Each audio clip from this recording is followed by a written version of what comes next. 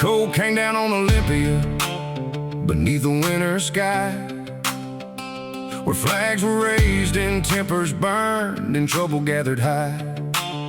The Capitol stood silent on its hill of stone and law, while two crowds circled underneath like wolves around a draw.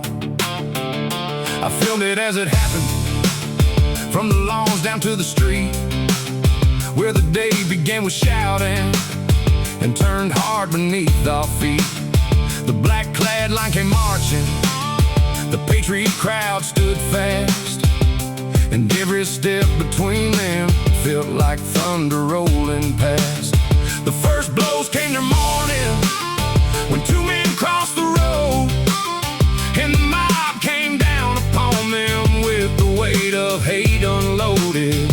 One was struck across the head, then swallowed by the crowd, till police lines finally moved in and pushed the madness out.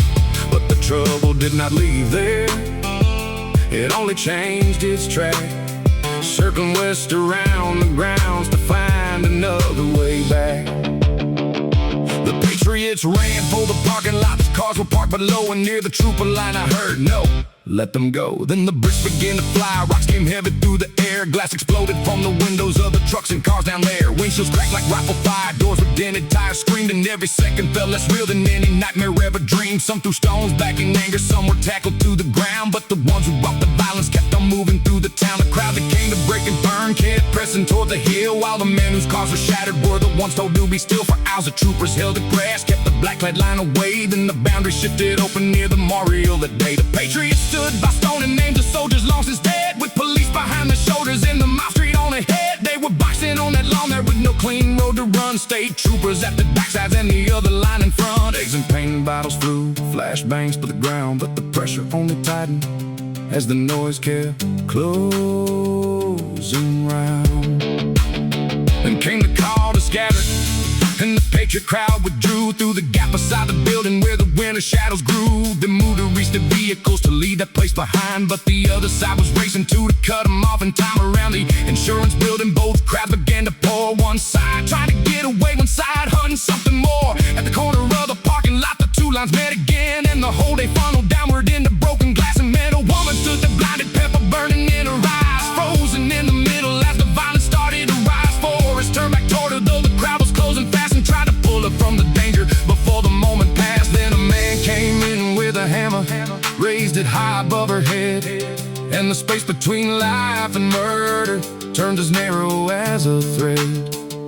She could not see it coming, she could not duck or run, and the blow was falling toward her when the other man drew his gun. One shot cracked through Olympia, sharp beneath the Capitol dome, and the man with the hammer folded before that steel came home. It was not fight for glory, not for anger, not for fame, but to stop that killing blow before it crushed her just the same. The parking lot went silent for half a breath of time, and screaming filled the winter air, and chaos crossed the line. The wounded man was carried off, crowd began to break, and every shattered window there bore witness to the stakes. Only after came the siren, only after came the line, only after blood was spilled did the uniforms arrive in time. They take the lot and locked it down, cars trapped inside the scene, while the smoke of flashbangs drifted through the spaces in between.